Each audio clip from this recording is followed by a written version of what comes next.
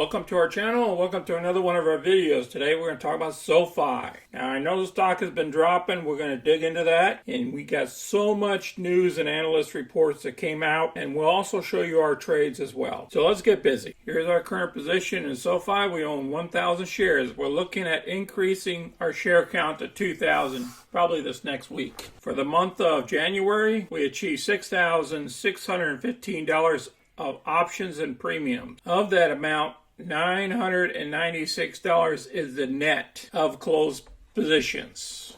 SoFi, the market went up. NASDAQ went up 3.13% and the Russell went up almost 2%, and we went down 2.29% with an increased volume of around 78 million versus 45 million. Market cap has now dropped down below $9 billion. Now, if you guys don't know anything about this company has $8 billion in assets. So we're almost trading at asset value. The analyst reports and the last couple of reports, they stated on 119, if you look over here, they went to outperform and to buy. The low side is $16.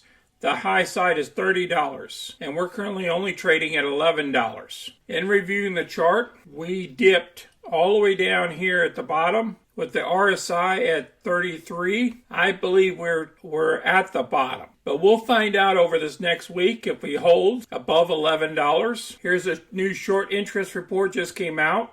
The shorts increased by 12.6%. So now the percentage of the float shorted is now 12.6%. This is the reason why that we've been dropping, is the shorts are on full attack on this stock. With interest rates rising, we just got approved with a bank charter that we should be trading at a lot higher valuation. Now let's see the insiders trading going on. The largest quarterly institutional transactions, you can see them up here, they're all in green, and then the red is the ones that we're selling. But if you look at the latest institutional activity, it's been buying. Vanguard Group picked up 47 million shares in this past quarter, even though T. Rowe Price got rid of 4.2 million. And down here, this Capital Partners got rid of 8.2, but 47 million was increased with Vanguard, as well as BlackRock. Look at that.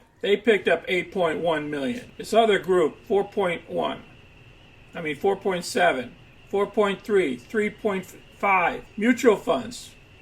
Here we go. Vanguard picked up 15 million shares. And Delaware Science and Technology picked up 4.3 million. So the mutual fund folks and the institutions are picking up shares. So we should be going higher and not lower. Now, should investors load up on SoFi stock before earnings?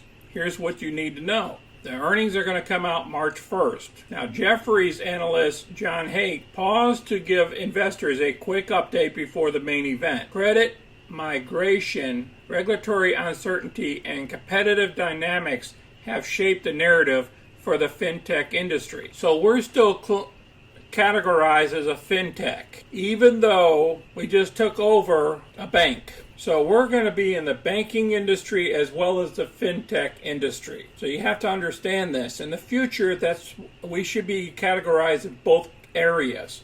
So therefore, we should be having a higher multiple, in my opinion. Even as investors worry about price evaluations and high revenue multiple prevalent in the fintech industry, growth stocks have been under immense pressure. The multiple of fintech stocks in particular has dropped nearly 50% from mid-21. SoFi stock hasn't been immune to this trend either. Since June 1st, 21, SoFi has dropped about 44%. Regardless, Hank has high hopes for SoFi stock heading into fourth quarter report. Now that the U.S. Office of the Comptroller of the Currency and the Federal Reserve have both approved the company's application to become a bank holding company last week. SoFi is unique as a neo-digital bank platform that now possesses a federal bank charter. The confidence of the OCC and the Federal Reserve in SoFi's lending model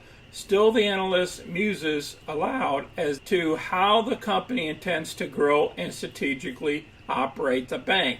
And that's why our stock is falling too. That's a short seller's attitude and how much that will cost. The analyst reminds investors that SoFi's acquisition of Golden Pacific Bancorp, which SoFi up to inherit the bank's license, is expected to close in February.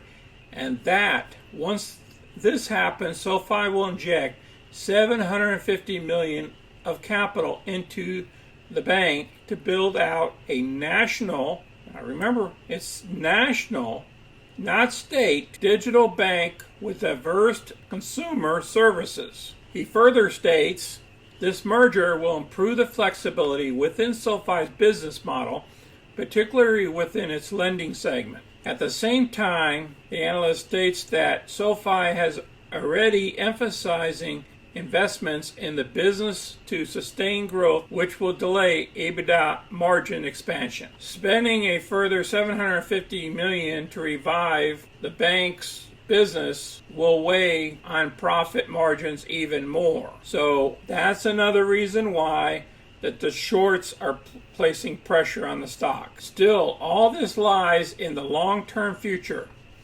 In the more immediate future, the analyst tells investors that they should expect SoFi to report roughly 61% revenue growth for Q4, $275 million in adjusted net revenue.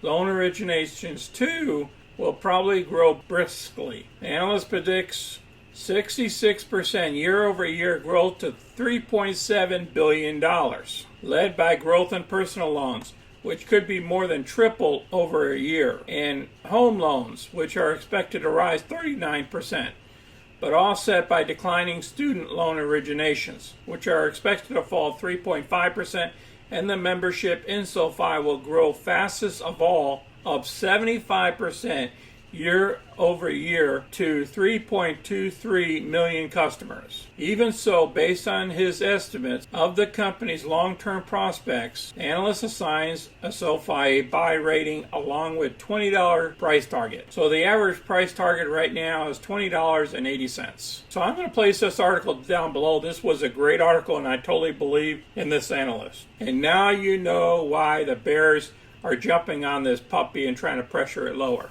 Now, the next report here, they talk a little bit about the Fed chairs, Powell's wait-and-see approach. This is a great article for you guys to review, and these guys are long, SoFi, and a bunch of other names here. So I'll place this down below as well. Our last report we're going to cover here is 3 beaten down fintech stocks to buy now. Now, this just came out a couple days ago as well. They said over the past few years, SoFi Technologies has grown from a provider of student loan financing to a bank offering a full suite of services to millions of members. Then he talks about us dropping 44%, but SoFi stock looks like a terrific deal at recent prices based on the consumer-facing business alone. The recent acquisitions of Gallo, though, probably represents an even larger opportunity. Galileo provides infrastructure that other fintech businesses such as Robinhood and Samsung rely on to manage their own products, and they're beating a path to SoFi's door. The number of client accounts enabled by Galileo rose by 80% year over year in the third quarter to a whopping 89 million. I'm telling you, these articles, they have some gems in it. You guys need to read all this stuff. I'll place it down below as well.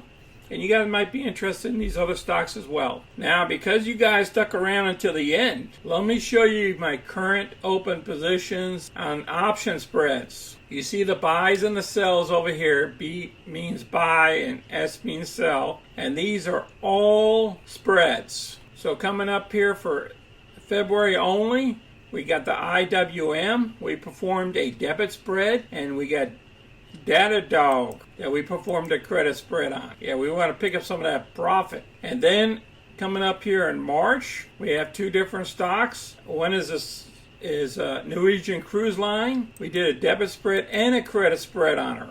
And then we picked up a gas company, GLNG, which we did a credit spread on. And then down here we got another oil and gas company called DVN. Remember, we got to stay diversified. Not only we have tech, but we also have to be in the gas sector, the oil sector.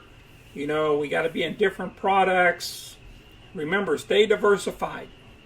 So we done a debit spread, and then we did a credit spread. And then these cover calls have expired. And then for the month of January so far, I know we still got a couple more days. We're currently, if you take the pluses and minuses out of the options, we came up with $45.49 for the month. That's pretty good. That's over $4,000 for the month in options. I appreciate you guys watching our video until the end. I'm going to start showing all you my trades kind of like at the end of these videos. So you guys just stick around. Try to watch the whole video. I try to put out some great information. Go down below in the remarks. Okay, in the description area. You click that, the arrow down or whatever. And then you'll see all the websites that I got this information from. And just review all this information before you buy these stocks, okay? I want you to be totally informed. Because remember, stocks can go up and they can come down as well. And this is going to be a rough year because we're going to start increasing the interest rates. So it's going to cost more money to borrow money for a lot of these companies. And that will affect their bottom line. If you guys have any questions or comments, please place them down below. And thank you all for watching. Until next time, this is Sonny. I'm out.